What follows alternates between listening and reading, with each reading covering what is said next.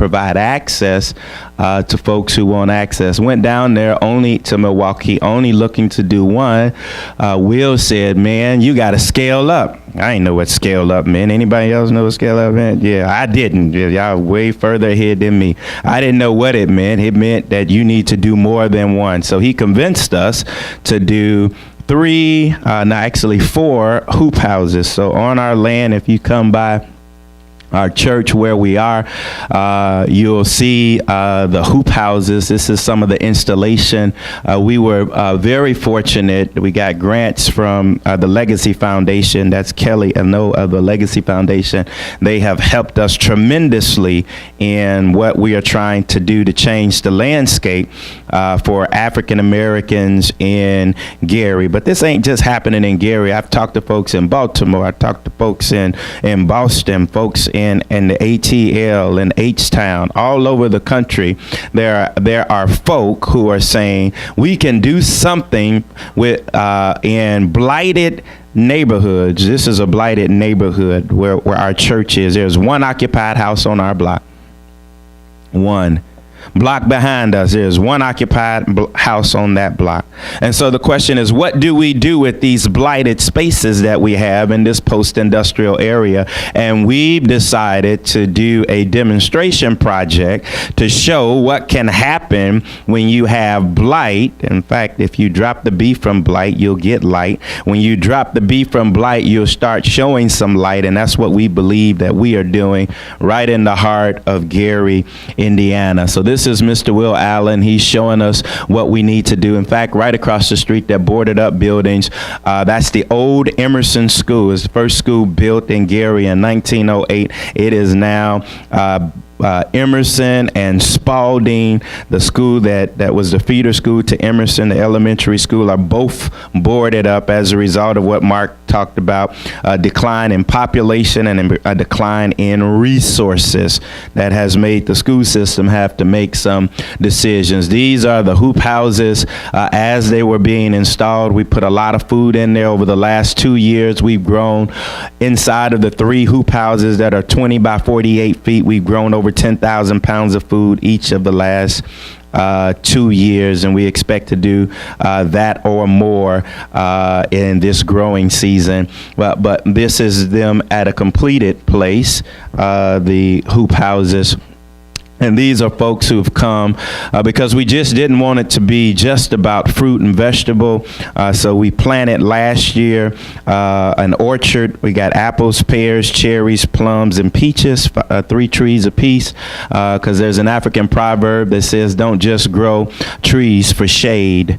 And then we started, this is a chicken coop. So now we have 18 laying hens. We just picked up 25 about a month ago. Chicks, and they're all laying eggs. At least the hens are, and the chicks will be soon. We are a USDA certified farm, which means we don't, and we're in our organic transition program through the USDA. We don't use any pesticides or herbicides, because one of the things that we have in Gary is a lack of access. This is what it looks like today. This is a photo of what it looks like. I told you we have 4. So the last one we use in order to store material and the like. Those are trees. We just got some folks working because they want to have some ducks there. They say you can't have a farm without ducks. Who knew? I didn't. So they created right next to the chicken a place where we could have some ducks for duck eggs. I don't know about duck eggs, but the guys who have it say put it in, bake. When you're baking with it, it's really good. I never knew that, but now I know. Right behind there is a building that was knocked down. This is literally our space. This is what it looks like today, because right behind there, last semester, Purdue landscape architect class came up. They gave us 17 models. We want to do a pollinator garden and a pocket park because we understand the importance of bees to what it is and other wildlife to what it is that we do as we grow. On the top part of this picture, right across from where we're going to do the pollinator park is where we want to have tiny homes. We believe, and I got to talk more with you about how to go into the ground from a geothermal perspective, because we want our homes, these tiny homes, for those who are homeless. We believe we can do something about the population that's homeless, for those who are first-time students graduating college and they're going to work in a high school setting and not making a lot of money. We believe we can do something to impact that population.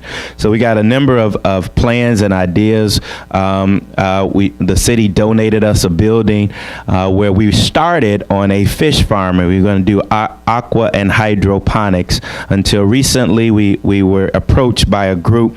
There's going to be a project in Gary, and part of that project is going to be a renewable energy project, but also they're going to place a greenhouse in there with some technology that a young man has that's doing a lot of growing food, so that we can have access. And so we placed our plan. We started on it. We stopped it to see if this is something that will enable us to move forward.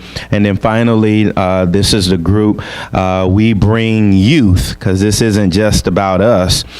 We partnered with Thea Bowman in the last 2 years. That's one of the young men from Thea Bowman Stallings who's come and assisted us in making our farms move forward, as well as this year we're partnering with Steel City Academy, and they are out because every Thursday we get in 2 weeks we get about 40 youth from their school who come up, because we understand that this is an important issue, not just for us but also for the youth who come and participate with us. We want to teach them what we know and how we grow. And we want to teach them how to grow, because we believe if we can affect the life of our young people, that our young people will have a skill for life.